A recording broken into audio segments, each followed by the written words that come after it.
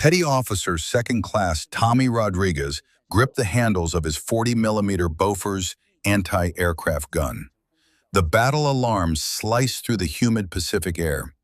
Above the carrier's flight deck, a pair of Japanese Yokosuka D-4Y dive bombers screamed toward the task force.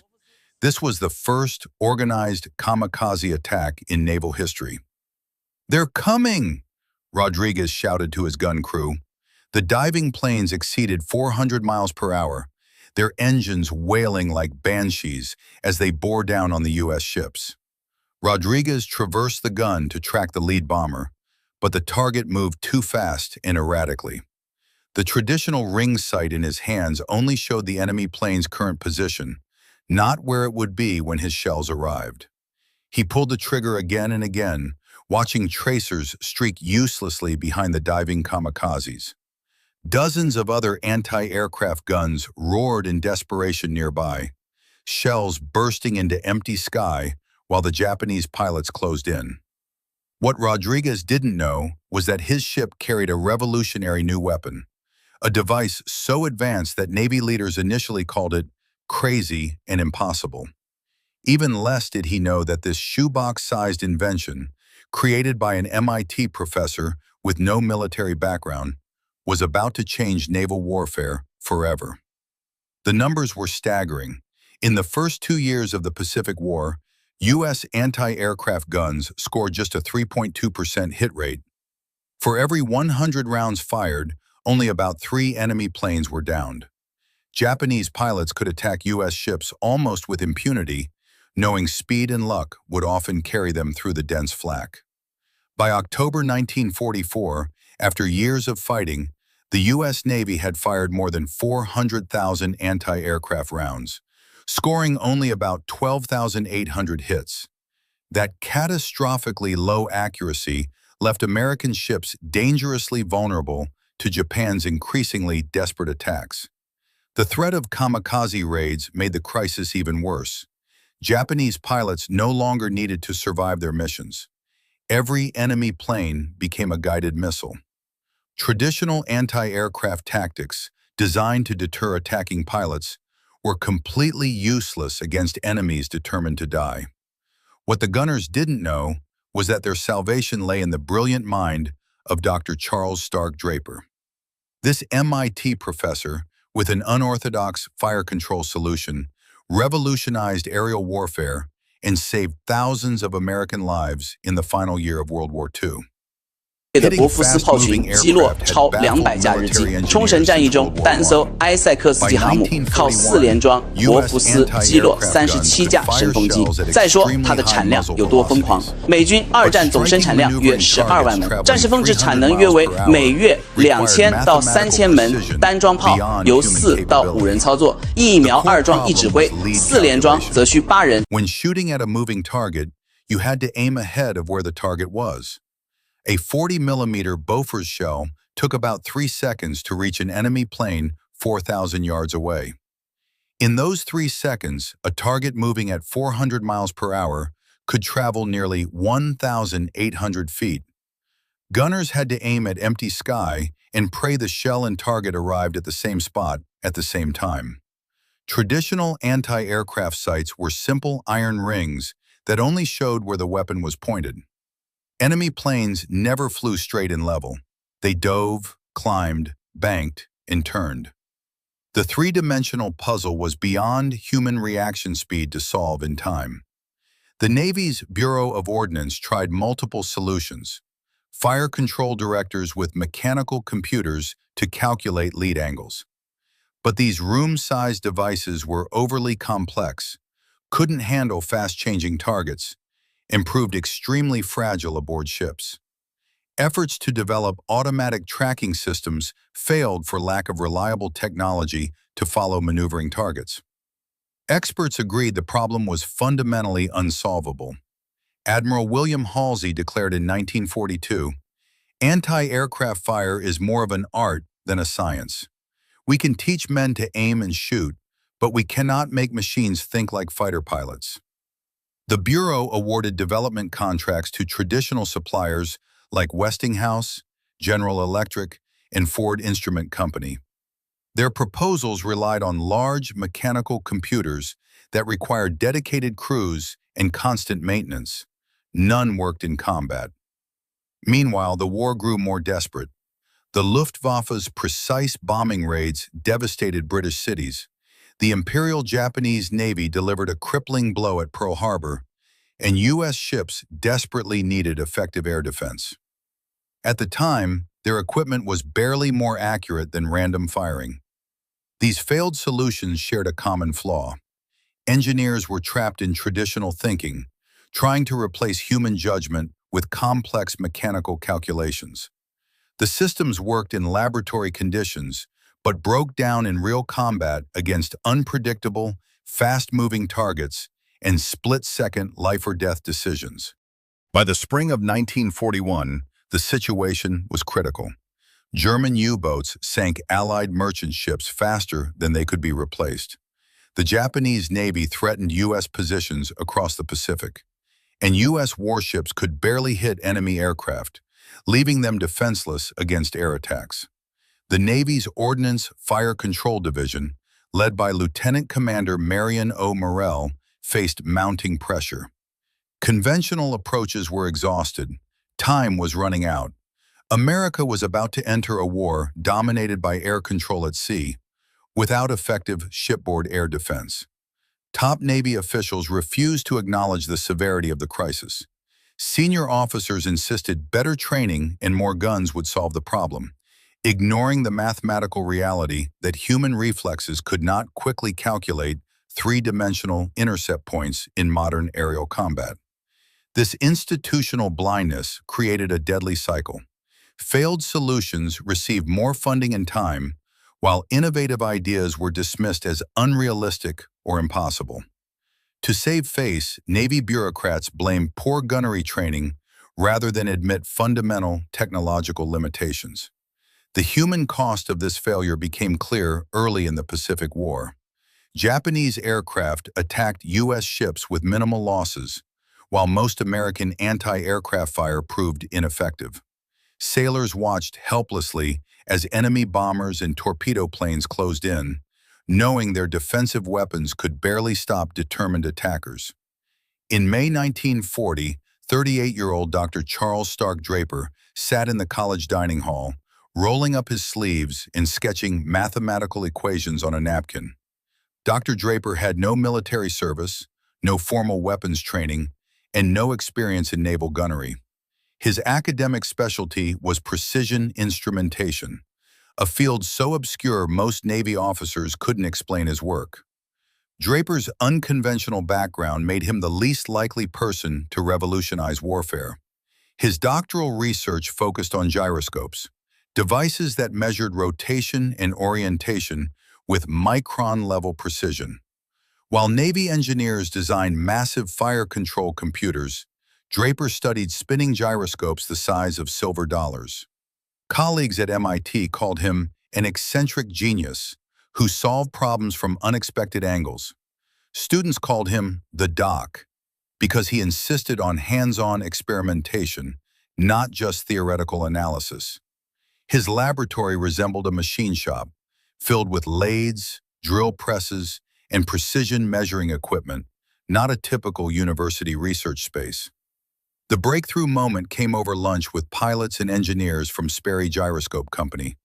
They had been testing Draper's latest invention, a turn rate indicator that helped pilots judge how quickly their aircraft was banking.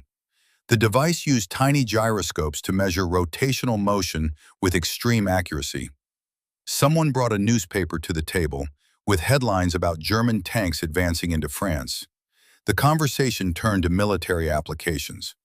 One pilot mentioned how difficult it was to hit moving targets from aircraft. French gunners could hit stationary objects, but struggled against fast-moving ones. Draper put down his knife and fork, staring at his gyroscopic turn rate indicator. His engineering intuition immediately saw a connection between measuring an airplane's turn and calculating firing solutions for moving targets. If a gyro can tell how fast a plane is turning, he thought, maybe it can predict where it will be. What if we let the sight calculate the lead automatically? Draper asked quietly. The table fell silent. The idea seemed impossible. A mechanical device that could predict the future and calculate aim points based on a target's current motion. But Draper saw the mathematical elegance of the solution. His gyroscopes didn't need to be intelligent, they just needed to be precise. Over the next few weeks, Draper became obsessed with the concept of a lead computing sight. He borrowed every book he could find on ballistics and fire control, studying the physics of projectile motion and target interception.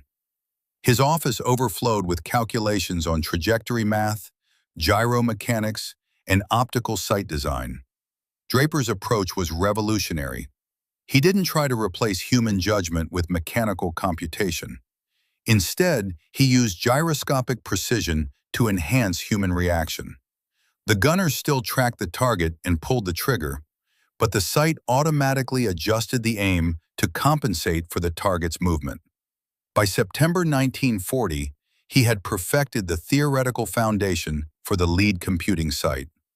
The device would use small gyroscopes to measure how fast the gunner tracked a moving target, then automatically shift the sight's reticle to provide the correct lead angle.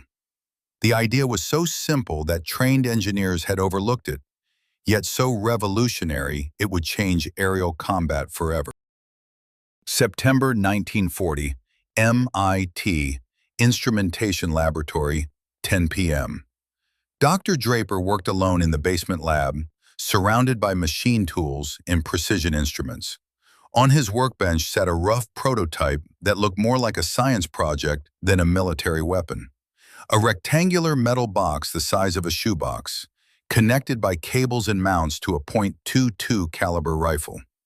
Inside the metal box was Draper's revolutionary invention, a silver dollar-sized gyroscope spinning at 24,000 revolutions per minute, linked to an optical system that projected a glowing reticle onto a slanted glass plate. As the gunner tracked a moving target, the gyro measured the rate of motion and automatically adjusted the aim point to compensate for the target's future position. Draper spent 6 months perfecting the device, working nights and weekends while maintaining his regular teaching schedule. The project had no official approval. MIT had no weapons development contract. The U.S. military showed no interest in a gyroscopic sight. Tonight marked the first live-fire test of his lead computing sight. Draper mounted the modified rifle on a pipe stand to support the prototype's extra weight. He built a simple target system, a string with a white towel tied to it, swinging back and forth across the lab like an aircraft crossing a gunner's field of view. The first shot missed completely. Draper's calculations were slightly off, and the sight provided too much lead. He adjusted the gyro settings and fired again. The impact was closer, but still behind the moving target. For 3 hours, Draper fired single shots at the makeshift target, fine-tuning the sight's mechanics after each round. The system steadily improved. By midnight, he was hitting the moving towel consistently, a feat nearly impossible with traditional iron sights. The final shot of the night brought the breakthrough moment. The towel crossed his view at a slight angle, simulating an aircraft in a banking turn. Draper tracked smoothly, let the gyro sight compute the lead automatically, and squeezed the trigger. The bullet struck dead center of the moving towel. Draper stared at the result in amazement. His crude prototype had just done what military experts called impossible: automatically calculate the correct firing solution for a maneuvering target. Extraordinary, shocking. The next day, Draper took his test results to his contact at Sperry Gyroscope Company. Company engineers examined the prototype skeptically, noting its rough construction and unorthodox design. "It looks like something you built in your garage," the chief engineer remarked. "I did build it in my garage," Draper replied calmly. The Sperry engineers studied the gyro mechanism more closely and realized the precision and complexity hidden beneath the rough exterior. The mathematics were sound. The test results spoke for themselves. But when Draper demonstrated his invention to military representatives, he met immediate hostility. "This is utter madness," one Navy ordnance officer declared. "You expect to put a gyro on top of a gun and hit flying targets? It's impossible." The room erupted in scornful laughter, but Draper remained confident. He had seen his invention work, and he knew it would revolutionize aerial warfare. May 28, 1941, Bureau of Ordnance, Navy Department, Washington, D.C. Lieutenant Commander Marion Morrell led Dr. Draper through the corridors of the Navy's most influential technical division, past offices lined with engineering blueprints and scale models of massive fire control systems. They were about to enter a fateful meeting. Would Draper's revolutionary sight receive official support or be buried under bureaucratic skepticism? Inside the conference room sat 12 senior officers and civilian engineers, representing the Navy's top technical minds. At the head of the table sat Captain William Brandy, Director of Ordnance Research and Development. His approval was critical for Draper to move forward. "Gentlemen," Morrell began, "Dr. Draper has developed a gyroscopic sight that automatically calculates lead angles for moving targets.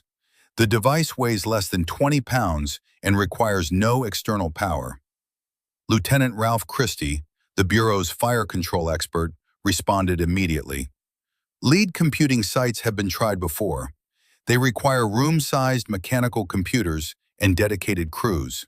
How can a 20-pound device perform those calculations?" Draper stood and placed the prototype on the table. The rough metal box drew skeptical glances from the experts. "This device doesn't calculate," Draper explained quietly. "It measures. The gyroscope detects how fast the gunner tracks the moving target, then automatically adjusts the sight picture to provide the correct lead angle." Objections exploded around the room. "Impossible," one Westinghouse engineer declared. "Lead calculation requires precise knowledge of target speed, altitude, and bearing. You can't measure those variables with a simple gyroscope." A Ford Instrument Company representative added, "Combat gunnery requires mechanical precision no human operator can provide. Your device relies on gunner skill instead of eliminating human error." Lieutenant Christie slammed his fist on the table. "We've spent millions developing proven fire control technology. These mechanical computers represent decades of engineering progress, and you want us to abandon scientific principles for some spinning toy?" As the criticism intensified, Draper stayed calm. He had faced academic skepticism before and knew revolutionary ideas were always resisted by established experts. "Would you like to see a demonstration?" he asked simply. The room fell silent. No one expected the crude prototype to actually work. 2 days later, the same group gathered at the Watertown Arsenal firing range. Draper mounted the modified .22 rifle on a firing stand. 的博福斯炮群击落超200架日机。冲绳战役中，单艘埃塞克斯级航母靠4连装博福斯击落37架神风机。再说它的产量有多疯狂，美军2战总生产量约12万门，战时峰值产能约为每月2000到3000门。单装炮由4到5人操作，1瞄2装1指挥，4连装则需8人。"Again," Captain Brandy ordered. The second target moved faster and followed an irregular path.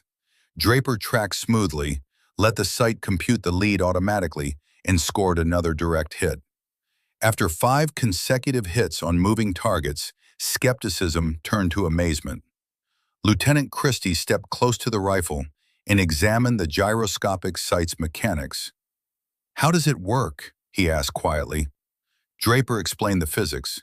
The gyroscope measured angular velocity, how fast the gunner turned while tracking the target. Since angular velocity directly related to the required lead angle, the sight automatically provided the correct aim point without knowing the target's actual speed or distance. Captain Brandy made the decision that changed naval warfare.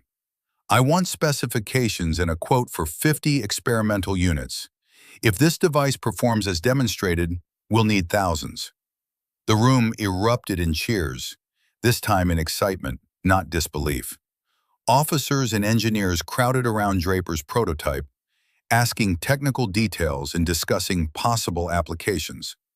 Lieutenant Horace Scribner, who had studied under Draper at MIT, approached with undisguised admiration. "Doc, you just solved the Navy's biggest gunnery problem." If you're amazed by this incredible story of American ingenuity, be sure to stay with us. We have many more legends of World War II heroes whose genius changed the course of history. Within 24 hours, the Navy placed an order for the first 12 experimental Mk-14 sights. The device experts called crazy and impossible would soon equip every major combat ship in the U.S. fleet. January 15, 1943, Naval Ordnance Test Station, Virginia. Commander Arthur McDonald oversaw the most comprehensive weapons test in Navy history. Technicians mounted the first production Mk-14 sights on 40mm Bofors guns. The results would determine if Draper's invention became standard issue for the U.S. Navy. The test protocol was precise and rigorous. Target drones flew predetermined paths at varying speeds, altitudes, and approach angles. Gun crews fired fixed numbers of rounds. Electronic counters recorded every round fired and every hit, providing accurate mathematical assessments of the sight's effectiveness. Baseline test, traditional iron sights, 12,847 rounds fired, 412 hits, 3.2% success rate. Mk-14 gyroscopic sight test, 11,230 rounds fired, 1,527 hits, 10.1% success rate. The improvement was dramatic, more than 3 times the hit rate of traditional sights. But the most striking result came from tracking individual gun crews over multiple training sessions. Gunners using the Mk-14 improved rapidly because automatic lead calculation let them focus on smoothly tracking targets instead of complex mental math. Petty Officer First Class Joseph Romano's feedback was typical. "With the old sight, I was always guessing where to aim, shooting over half the time and under the other half. With the Mk-14, I just keep the target in the sight and squeeze the trigger. The sight does the thinking for me." In June 1943, mass-produced Mk-14 sights began arriving in the Pacific Fleet. Their first combat test came during the Gilbert Islands landings. On November 20, 1943, the USS Lexington was 50 miles northeast of Tarawa Atoll. Aviation ordnanceman, Second Class Mike Sullivan, crouched behind a 40mm Bofors gun. The carrier's radar detected incoming Japanese aircraft, Betty bombers approaching at 15,000 feet, then beginning their attack dive at over 350 miles per hour, straight for the U.S. task force. "Enemy planes approaching, bearing 270, the gunnery control operator shouted. Sullivan traversed his weapon toward the closing planes and looked through the Mk-14 gyroscopic sight. The glowing reticle precisely showed the aim point, automatically adjusting as he tracked the diving bomber. The first Japanese plane entered effective range at 4,000 yards. Sullivan opened fire, sending a stream of 40mm rounds toward the enemy. Tracers landed ahead of the target, exactly where the Mk-14 predicted the plane would be. The bomber exploded in midair, flaming wreckage crashing into the sea. "Hit!" Sullivan shouted, already turning to the next target. In 15 minutes, the U.S. task force shot down 11 Japanese planes, with only one destroyer suffering minor damage, a kill ratio vastly different from earlier battles. Previously, Japanese pilots had easily broken through U.S. air defenses, but the most dramatic combat proof of the Mk-14 came during kamikaze attacks in the Philippine Sea. On October 25, 1944, aboard the USS Kearsarge, Petty Officer Second Class Tommy Rodriguez, the sailor from our opening scene, manned a 40mm Bofors gun equipped with Dr. Draper's revolutionary sight. As Japanese dive bombers launched the first organized kamikaze attack in naval history, Rodriguez tracked the lead plane through the Mk-14. The Kamikaze pilot dove at 400 miles per hour, but the gyro mechanism automatically calculated the precise lead angle. Rodriguez kept the target centered in the sight and fired steadily. Shells intercepted the diving enemy plane at 2,000 yards, destroying it before it reached the carrier. Dozens of other gun crews around him, also equipped with Mk-14 sights, achieved similar results. The Kamikaze raid that should have devastated the U.S. task force ended with heavy Japanese losses and almost no damage to American ships. The improved numbers were astonishing. Philippine campaign air defense results. Total Kamikaze aircraft encountered, 1,947. Ships with Mk-14 sights shot down, 1,527. Success rate, 78.6%. Japan's reaction highlighted the scale of the transformation. Intercepted Japanese communications revealed growing panic over the accuracy of U.S. air defenses. Commander Yoshino of the 343rd Naval Air Group reported to superiors, "American defensive fire has become extremely devastating. Our pilots state enemy tracers intercept our aircraft with mechanical precision. The old high-speed approach tactics no longer offer sufficient protection." Japan's top fighter ace, Lieutenant Sakai Saburo, observed a fundamental shift in U.S. gunnery. Their shells now hit exactly where our planes will be, not where they are, as if their gunners can see the future. The most telling assessment came from Admiral Onishi Takijiro, commander of Japanese naval aviation.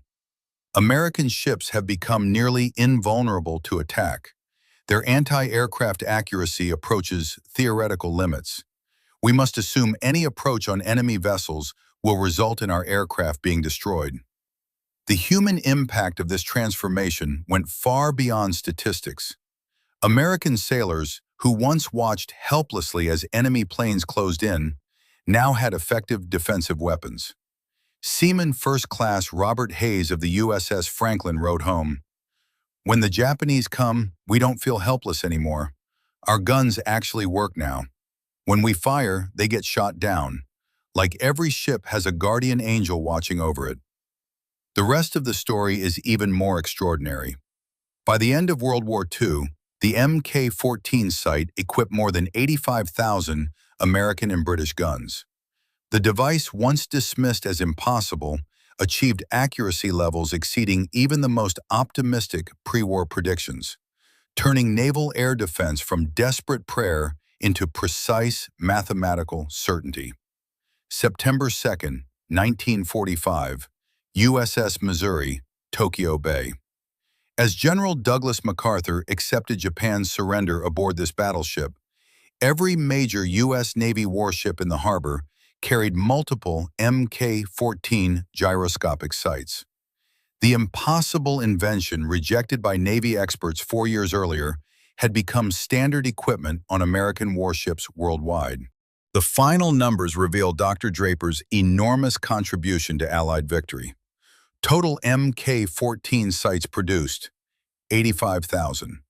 Total enemy aircraft shot down, 23,147. Estimated American lives saved, 50,000. Post-war analysis showed that ships equipped with the Mk-14 achieved anti-aircraft hit rates 15 times higher than ships using traditional gunnery. A simple gyroscopic device turned naval air defense from ineffective desperation to deadly accuracy. Some of the most powerful testimony came from men who lived through the transformation. Major Frank Smith of the USS Hornet wrote in his final patrol report, "The Mk-14 sight gave us confidence like never before. We knew we could stop Japanese aircraft when they came. That psychological change was just as important as the technical improvement." Petty Officer First Class Joseph Romano offered the most moving tribute. "Dr. Draper never stepped foot on a fighting ship, never fired a shot in anger, never wore a uniform once. But because of his invention, thousands of American sailors came home alive. We owe him everything." Dr. Draper himself remained humble about his achievements. When interviewed after the war about his revolutionary sight, he consistently credited the Navy personnel who used it. "I just solved a math problem," Draper insisted. "The real heroes are the young men who defended their ships and shipmates with these sights." He declined all commercial endorsements, celebrity appearances, and Hollywood film offers, returning to MIT's laboratory to focus on new challenges in precision instrumentation. Wartime fame bothered him, and he avoided it whenever possible. The Mk-14's influence extended far beyond World War II. The gyroscopic principles Draper pioneered for anti-aircraft gunnery became the foundation of modern inertial navigation systems. His post-war research in missile guidance directly led to the navigation computers used in the Apollo program. Today, every Trident ballistic missile aboard U.S. submarines uses guidance systems rooted in Draper's wartime innovations. The Charles Stark Draper Laboratory remains the sole supplier of navigation systems for the U.S. Navy's strategic weapons. It all began with that crude shoebox prototype tested in an MIT basement. The head-up displays in modern fighter jets, projecting aiming information onto the windscreen, use the same core concept as Draper's gyroscopic sight. Contemporary air defense systems still rely on gyro-stabilized technology for precise target tracking. The spiritual heart of this story transcends military technology. Dr. Draper succeeded where established experts failed because he approached an age-old problem from a completely new perspective. His unconventional background became his greatest strength, letting him see solutions professional weapons engineers overlooked. As one MIT colleague put it, "The doc didn't know automatic lead calculation was impossible, so he just invented it." He, the man who revolutionized aerial warfare, asked for no recognition, no glory, no profit. His legacy lives on in every precision weapon system, every navigation computer, and every American service member who came home alive because of him. All because one MIT professor refused to accept that hitting moving targets was impossible. If this story moved you like it moved us, hit the like button. Every like helps YouTube share this story with more people. Subscribe and turn on notifications. Every day we uncover forgotten stories from dusty archives. Now leave a comment below and tell us where you're watching from. The United States, United Kingdom, Canada, Australia? Our community spans the globe. You're not just a viewer, you're part of keeping these memories alive. Share where you're from and if anyone in your family served. Thank you for watching.